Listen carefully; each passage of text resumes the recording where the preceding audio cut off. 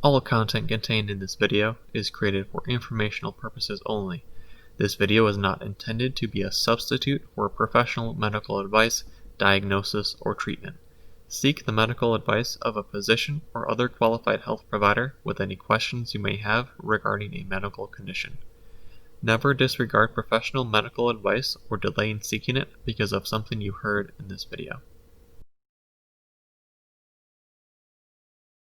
Hey, this is Honeysuckle, and welcome to my channel Psychosis Experience.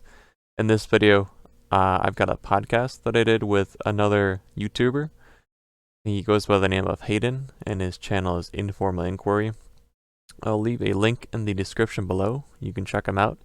He's got a bunch of psychosis content, as well as a few other vlog-based content. So check him out. I think he's pretty cool. And let's get into the video. What I got. I didn't write anything down. I All right. figured, we'll talk about whatever we're interested in talking about. So I had a few topics. I think we can elaborate on a few things like the depression after psychosis, because we both had that. Yeah. How, I'll just go to the next question. Something that I know happened with me and I've seen on Reddit too, where like people have like interpersonal relationships, like friendships or like coworkers and stuff like that. Mm-hmm. And like when you get into psychosis, you might say things to those people that are like delusional, and then they might like see you differently after you get out of psychosis. Mm-hmm. I know for me, like I stopped talking to the coworkers that I had at my job because it just felt so awkward to talk to them after what I went through. Did you have something similar? Sort of, yeah. I had a girlfriend at the time. It wasn't like a super dedicated relationship, but yeah, something like that happened where I basically, said a bunch of things. I mean, she saw me full blown psychotic, so and the classrooms that I was in, people saw me full blown psychotic. But I didn't end up going back to the classrooms. I only like went back to teachers to finish my classes. So they saw me when I was psychotic, but well, some of them did, not all of them. But I didn't feel ashamed or anything like that because like it's not really my fault, That's just kind of what happened. But I was pretty fortunate because like it didn't really like affect my life too much other than like, okay, I just need to like finish my classes. Okay. And it didn't, I mean, I ended up not dating that girl because I was dealing with so much, like, I just kind of like, um, I don't know, I didn't handle it very well, but I was like depressed and stuff. So I basically ghosted her. Yeah. Yeah, because like, what was I gonna do? I mean, I was psychotic. She cared about me, but she's also a little bit controlling and stuff. So I just kind of let it go, I guess. So that wasn't really like tied to the psychosis. It was more like you had so much stuff that you wanted to focus on that she wasn't like something that helped you in that focus, right? Yeah, basically. Yeah. And like looking back, I probably should have been more respectful to her and been like, hey, like I appreciate you like reaching out and like trying to support me through this, but like I don't know if I can like continue a relationship with this stuff going on. I've never really been great with relationships. I'm learning a lot, Hmm. like over time. Like right now, I'm in a relationship and it's going really well, but there's things that I make mistakes on, I have to Yeah. learn and things like that. So, Yeah, but I mean, like, I think most people don't have a strong relationship foundation until they've yeah, failed. yeah, Like, you've got to fail at something to like learn what to do for the most it's part. true. It's true, yeah, for sure. Um, so with me, when I went into psychosis, this was at the last job I was at. But like I go into psychosis at work and I started talking to my coworkers. Like at one point I said that my coworker was lying to another coworker because Mm-hmm. I thought the one coworker, Jeremy, was speaking in code. And so I called him out on it. I'm like, "Hey, you're lying to my coworker Dennis." And then it was like, "What are you talking about? I'm not lying. I'm just talking." And it Mm-hmm. just I think I texted him too afterwards while I was in psychosis and it wasn't it was like delusional text. Like, I told my coworker Jeremy that I forgive him because I thought he was sending me code, uh, but that was just my interpretation. Mm-hmm. So it just feels really awkward to think about talking to them again because it's like Mm-hmm. I did stuff that I didn't want to do or say, and I don't want to deal with it, you know? So I Yeah. just don't talk to them. Yeah. Yeah, I can see how that would be like really awkward and really uncomfortable to like try to go back and talk with them after like going through something like that and doing the things that you did. It's like, Yeah. well, this is that wasn't me, but like but they're gonna be like, well, it is you, you know. I don't know. Like you Yeah. never know how they would interpret the what happened, you know. Yeah. It's hard to know like what their reaction would be. But, I figured it's not like I need anything from them. It's not like I've got to continue a relationship to have this thing that I need to support. Mhm. So I just kind of left it. I'm Yeah. wondering, looking back on it, I'm wondering if like the reason I left my last job was partially due to embarrassment around what I did at my last Mhm. job, how I Mhm. just left in the middle of the day. It might have been that. It's very unclear to me why I left my job at the time, but I did. Yeah. I mean that I'm sure that holds some truth, but I'm sure there were other reasons too. Like when you're coming out of a psychosis, you're still kind of like not thinking straight, you know? Like Yeah. there's a lot of factors that go into it. So like Yeah. you could have still been, because I know you had like the whole like the world is a big video game, or it's just like a big like, you know, YOLO, you just do whatever you want kind of thing. Yeah. You might have still had that kind of mentality of like, oh, like I don't need this job, I can just find something else that I want to do. Yeah. I see how that remnant could like be a factor. Because I was still kind of like that too. Like I definitely thought that like I was kind of in a video game or a simulation or like this is all like a big like orchestrated Yeah. play and they were all like playing roles and like I was somehow like advantaged in this situation where I was like some kind of god or like I thought I was like uh who's the god that runs between worlds Hermes? and Hermes, yeah, the Yeah. messenger god. Yeah. Yeah, I thought that I was him. And I would like drive my car super fast, like weaving between the Huh. lanes and stuff, like super reckless. Like I'm really lucky I didn't get seriously injured. I mean, I ended up crashing my car, Hmm. but I didn't get injured, luckily. But Hmm. yeah. Um, I so thought I that I was Hermes too at one point. I remember texting the girl that I was seeing at the time, sending her the symbol of the caduceus symbol with the snakes and the wings oh staff thing. yeah, I yeah, texted her that symbol. I'm like, hey, this is who I am. yeah.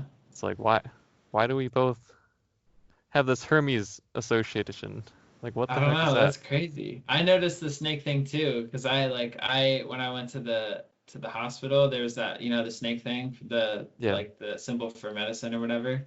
Hmm. And I was like, oh, it's like the ayahuasca, it's like ayahuasca, the snake from ayahuasca or whatever, you know, the boa Hmm. constrictor. But yeah, like I don't know, Hermes is a big theme for me for sure. Um, there's like Jesus was a big thing. Basically, any enlightened being that I'd studied was like part of my experience. Yeah. Um, like uh, Eckhart Tolle.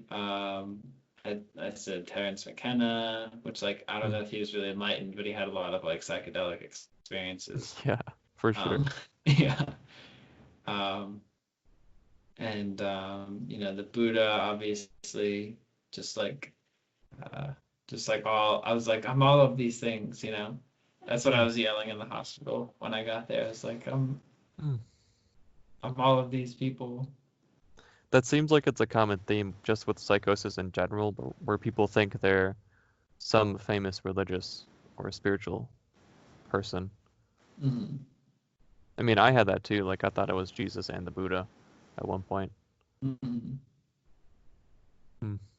I'm still like debating whether there's like some validity or some truth to that. Like because it feels so like I felt so connected, and I do feel like I was more sensitive to some things, and I was more fluid in my conversation with communication with people. I was much Hmm. more not necessarily articulate, but the feedback, like my ability to transmute and change situations was like very strong. Like I could notice trends, or I could notice like where something was going, and then like basically like do a martial art move and like change it to a different Hmm. direction, if that makes sense. Do you have an Like example of that? yeah, I was about to say I have an example. So like my girlfriend came in at the time, and she was like yelling at me. She's like, Hayden, stop this. Like, you're not Jesus. Like, stop this, you know? And I just like started laughing at her or something like that, you know, just like, I don't know. That wouldn't normally be my reaction. Normally I'd be like very Hmm. defensive, but in that situation, I saw the humor in her like trying to prevent me from like feeling what I'm feeling, you know? And so I just started laughing, and I forget what I said, but I kind of like spun it back on her and made her like reflect on her basically insecurity of like me being in that state, you know, like Huh. making her reflect, like reflecting it back in a way that was like kind of wise. And everybody in the room like just laughed when I did it, because it was like it was like well done, you know. I forget exactly. I wish I like had a video of it, but Yeah. um, it like resonated with people who were like in consensus reality, who were not in a psychosis state. So I think there was like some crazy unhinged wisdom that was Huh. there, but like mostly unhinged, but some like little alleyway of wisdom. It may just be because there was no inhibition, like the inhibition was like limited, and so maybe some of that creativity and spark kind of came through more easily Hmm. than it would normally. But I don't know. I still I still think about that sometimes, because I know people glamorize like psychosis. They're like, oh, like it's an awakening, and like you're like, you know, turning into this beautiful spiritual being. I'm just like, Yeah. bro, you've never, if you're saying that, like you've not gone through a psychosis. Like Yeah. Yeah. maybe you had a good meditation and you thought it was a psychosis. Nah, bro, we're talking about different things. Yeah. Um, so I don't know. I'm trying to think why you brought up the example that I asked about. I forgot why. Why was it? The the example for my girlfriend or whatever. Yeah, why was that brought up? Oh, because of basically deciding, like trying to understand if there was like some wisdom to the Okay. experiences, or some truth to the spirituality aspect of the experiences or not. Okay. So with that example, like the fact that there was a group laughter, that's like Mhm. there's got to be something there, right? I mean, Right. there's got to be some kind of understanding that both you and the group shared, Hmm. right? Hmm. But to figure out how that works, like I don't even know where to start. Yeah. Well, that's why when I tell people, like when I make my videos, especially about recovery process, I tell them to not think about what's true from the experience, because it's a slippery slope. I think looking back afterwards, it's helpful. Like write down your thoughts and ideas, maybe. Maybe I should sell that, but write down like what you think, like whatever revelations you have or whatever, and then like you can look back at them later. And then some of them you'll look back and be like, wow, I was, I was a little nuts, you know, like I was off my You rocker. know, speaking of writing things down, I actually did write things down while I was in hospital one time in Oh, psychosis. nice, I'm gonna see if I nice. can find something that I wrote down. It was right next to the star thing from the dream. Let's see. You gonna read it to us? A little story time? Yeah, I'll give you like a few things that I jotted down while I Okay, was in psychosis after I okay. woke up out of this dream that I saw the star thing. Hmm. Um, so I'll just start from the beginning. Everything has meaning, every action, every feeling, every nothing. Um, and then next line, Link in reference to Legend of Zelda. Have you played that Hmm. game? Hmm. Link had to age 7 years. 19 plus 7 equals 26. 20. oddly enough, 26 is when I I determined that I was like mentally healthy. I don't know Mhm. if that's like any truth at all. That could just be numbers thrown together, but there's no way to Mhm. prove that. Mhm. I also thought like I was the link between the worlds of like the spiritual realm and like reality. Mhm. Um,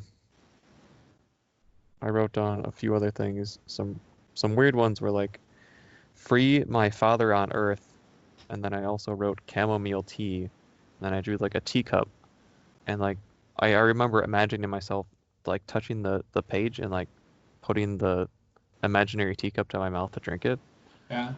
but like that doesn't make any sense at all. It's just like some of the delusions that I see looking back on it is like Yeah. that just doesn't make any sense. Yeah. But it's interesting, like having you like talk about those and like articulate those because I had similar things. Like I can see how those would make sense. Like I totally understand. Like I almost like understand what you're talking about in there, you know? Hmm. Like I understand that state. Like it's like a blueprint, like those kind of writings are like a blueprint for that state. It's like you're writing in code, you know? Yeah, I was It's like, definitely writing in code at that time. yeah. So like I recognize the code because like I've been there too. So like I know Huh. exactly like when you said like everything, like every nothing or whatever, I was like, yeah, I did that kind of stuff too. Because it's like everything and nothing, you know, Yeah. like, Yeah. and then the numbers, like I'm sure those numbers had meaning for you. Like I can feel it, you know. I I can don't feel even the know what the energy. meaning was anymore. Like, where did I get 19 from? Where did I get Link aged 7 years from? Like, Yeah. I don't think it's in the canon of Ocarina of Time that he aged 7 years, is it? I don't know. I mean, there's young Link and then there's old Link, you know, Yeah. but I assume that he's more than like 15 years old in some of the, you know, because young Link would probably be like a kid, you know, like 7 years Yeah. old or something. So if he aged 7 years, he'd be 14. Yeah. He seems like at least 18 years old in the old, like in his prime. Yeah. I don't know canon wise, but Yeah. I'd have to look into that. But Yeah. yeah, on that idea of writing the stuff down, like I Mm-hmm. think that's good to just like for the future, as well Mm-hmm. as just in that moment it feels good to do. Mm-hmm. Yeah. Yeah. And then you can look back and be like, oh, well, this makes sense. This maybe doesn't make so much sense, like the teacup Yeah. thing. Yeah. Maybe scrap that one. Yeah. At the time, I was like really tired because I didn't sleep that much, and then I saw that Dream Star, and so I wanted to go back to sleep, and I thought, oh, tea is relaxing, so let's drink some chamomile tea right now. So I drew it down and I sipped it. So It sounds like someone would do when they're high or something. It's like, oh, yeah, let me draw a teacup real quick for myself. yeah, We're good. I'm good to go. Yeah. and I can see the logic though. There might be some truth to that too, because like the intention of chamomile might like help calm you down. It probably helped you. it might have been yeah placebo, Yeah. but I'm not really sure. I wrote a Yeah. lot more after the tea, but that was just like a small excerpt. Okay. Gotcha. Um, I wanted to touch on how not all of my psychosis was related to marijuana use or sleep Hmm. deprivation. Hmm. Like when I just wrote or read you the notes, I guess it was kind of related to sleep deprivation because I only gotten a few hours of sleep that night. Hmm. But this was when I was in the hospital when I wrote this down for the second time for the Hmm. depression. Um, I hadn't been smoking weed since like so I was in the hospital in April of 2018. The last time I smoked weed was in February of 2018. So like it wasn't a weed-induced psychosis. It might have been sleep deprivation at the very least, but it's like I've had experiences where weed was involved and weed was not involved. So Hmm. it's weird to think about.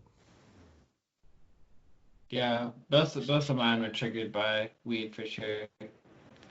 Uh, oh, excuse me. The first one was triggered by like weed and DMT. as I told in my, in the interview. And then the Yeah. second one was just weed. And then I had like this really intense experience with this girl where I like hugged her and it felt like super like really intense. Like Hmm. I don't even know how to describe it. I don't even know what happened that night. That was crazy. It was just a hug, but it was like our bodies were like merging together and like our hearts were like coming. It was like, wow, that was like powerful. Huh. And she Did felt sh it too. It wasn't Okay. just me. She was like, wow, that was like really powerful. So I was like, Hmm. oh, interesting. So it wasn't just like me tripping or something. Hmm. But that put me in shock because it was such a powerful experience. Like I went to a state of shock. Like my roommate said that I look like a deer in headlights. Like when I came through the door, they're like, "What happened? Did you see like a crime or something?" Hmm. And I think that is like the turning point when it was the trigger to like basically make me go into psychosis. And what's interesting is Hmm. like I was just coming from like a theater performance with her, and the theater performance was basically like a psychosis. Like the theater performance was Huh. like basically a representation of what it is to be psychotic. And I was like, Wow. okay, well, I get this guy. I know what's going on. And then like I hug this girl, I go into shock, and then after that, I gradually go into psychosis again. Hmm. I was like, okay, it's crazy. Hmm. But I've been smoking pot for like 2 or 3 months before that, like pretty consistently, at least 2 to 3 times a week. Oh Um, wow. yeah, Yeah, that seems like it'd do it. yep. So that's kind of what did me in. Going to the play, that reminded me of like things that I would see in my imagination that I haven't seen like physically ever. Do you remember anything you've imagined from Psychosis? Like images in your mind that you've seen? Mm, I don't necessarily, excuse me, sleepy today, I guess. I don't necessarily remember the imagery so much. I remember like imagining, well, I remember like imagining being a pilot for like um starship or something. Um, but I don't remember anything like particularly imaginatory wise. It was basically the same as like right now, except it was just a little bit more because everything was like stories. So like I would see the stories in my head of like, Hmm. oh, I'm like Hermes, or oh, I would like drove this like battleship in space or whatever, and I'm gonna save the world, take everybody off the planet, stuff like Okay. that. Yeah, So you kind of related your experience to the stories you heard. correct. Okay. Hmm. I wonder if anyone else has done that, because I've done that too, but I don't have enough people that have said that to know Mhm. if this is like a pattern in psychosis in general. I don't know. I think different people experience different things because I know people who like their whole visual field was different, like straight up like in a different world. Like they were just like going through their life and it was like everything looked different, like Hmm. completely different, which is crazy, like cartoony or something, which Hmm. would be nuts. That'd be like so interesting That and sounds like scary. uh, an LSD trip or something, from what I've heard. Yeah. Yeah. Hmm.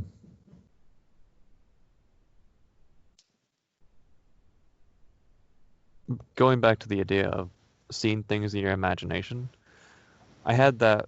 I told you about that one time where I imagined the superhero character punching the Hmm. the dark version of my friend. That Hmm. was one image that I remember um, imagining. Another image that I remember was I think I might have been when was this? I want to say that I imagined this weird thing. Uh, maybe no, I don't know when I imagined this, but I remember imagining this. So I imagined in my mind trying to send my energy to the sun. So like in my imagination, I see this image of me sending this weird like string to the sun. And then I remember the sun like lifting up a finger and the energy like wrapped around the finger. And then I saw the sun become like this weird giant. Like the sun was its head, but then it had a black body, like an entirely black body on a black background, but I could still see the black body, and it was so fucking freaky because it's like this looks like a Titan. It's so gigantic compared to me. I have no idea how I imagined that. Mm.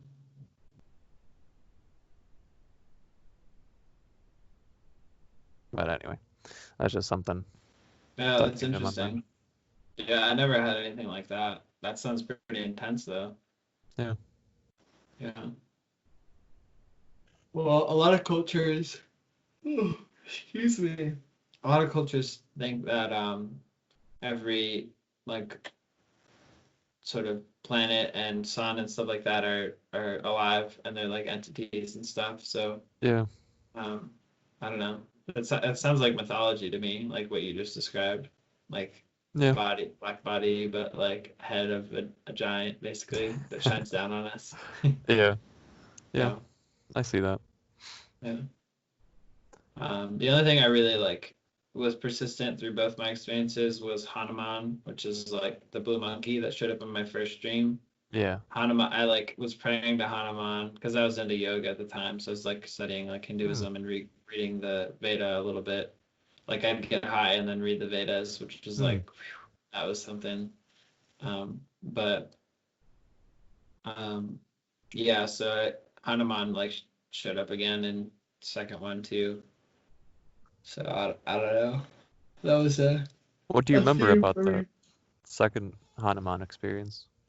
The second Hanuman experience, I was just like praying to him to like basically attain a state of enlightenment, of understanding and stuff like that. Like I wanted to become like this very enlightened being. So I was like praying to him to like have some kind of spiritual awakening, which is the same theme as the first psychosis that I did. You know, I was like Hmm. asking for some kind of awakening to happen to me, and then like psychosis happened. Huh. So yeah.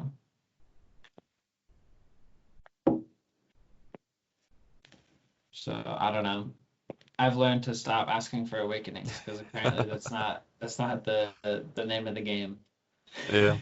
Yeah. Yeah, I guess not. Unless Would your game you is psychosis. would you imagine Hanuman in your mind, or would you Yeah, just kind of okay. yeah, I would. Did Hanuman do anything in your imagination? No, he just kind of sat there. Okay. Yeah. What was the background when you imagined Hanuman? Like gold with like sort of like the mandala behind me, but like Huh. gold and like kind of like an arc. Like just like gold plate behind him, Huh. like metal, like gold metal, stuff like that. Like what So you'd like see on like a typical Hindu tapestry or something. okay. I'm imagining like your tapestry right there, except all gold and Mm. like black lines and like maybe twirling around. With some blue, yeah. A little bit of Okay. blue and green, stuff like that. So that's actually one of my most favorite questions to ask, is I ask you to like imagine something in your mind, and then you Mm. tell me what you imagine, but then I ask what's in the background. Like I Mm. like that's so fascinating to me. Like how did that get there? You Yeah, know? Where'd the that background come from? yeah, that is interesting because it's filled in like everybody sees it differently, you know. Yeah. Like even if like if I tell you to imagine like a bumblebee, you know, like where do you see the bumblebee? Bumblebee is on the ground of a forest, just kind of Uh-huh. moving around. Huh, that's interesting because I saw the bumblebee like in a field. Huh. Yeah. So like, you know, how that's interesting. Like we have different perspectives, different like understandings of like or different sightings of like bees. Yeah. And so maybe you saw a bumblebee in the forest. I live on a farm, so I imagine the bee like on my farm, you know? Yeah. So it's kind of a snapshot of like who we are just in like a little picture. I I guess that's imagine what art is. that's what art is. How in what way? Well, because they're filling in the background and stuff like that. They're it's a snapshot of somebody's like imagination. Oh yeah. Because if you tell like a class of people like draw a blue monkey, everybody's gonna draw the blue monkey in a different way. I've never made that connection between art being a reflection of your imagination until just now. Mm. Huh. Boom. That's just so weird to think about. It's like it's a mirror for what you thought at the time, imagined at the Yeah. time. If you're good, if you're not, then it's like a cracked mirror or something. Huh.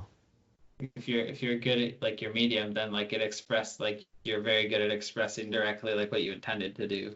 Yeah. But you're not great. It's like, well, like it sort of looks like what I imagined. Yeah. Yeah, I know that feeling. I'm not that good of an artist, so. Oh, what was I gonna say? I don't.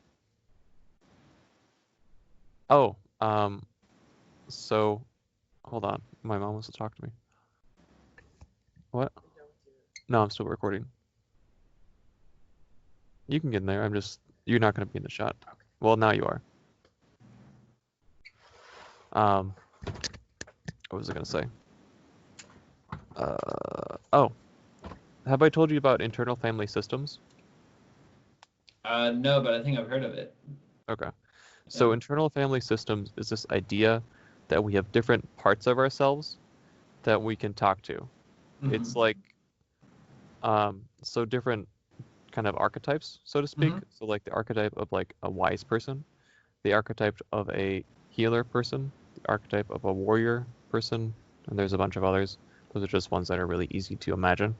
Mhm. Um, the idea into internal family systems is to integrate those different parts of yourself into yourself so that you can know where you come from better. And in particular, I usually imagine the feminine aspect of myself, who has a particular anime character that I imagine. And I do this pretty much every day where I imagine something in my mind and I talk to that imagined part. Like it's not separate from myself. It's not like a thought that I perceive as outside of myself. But like I'm like talking through this character, but like in a different voice. Um, and I have certain settings that I imagine the characters in.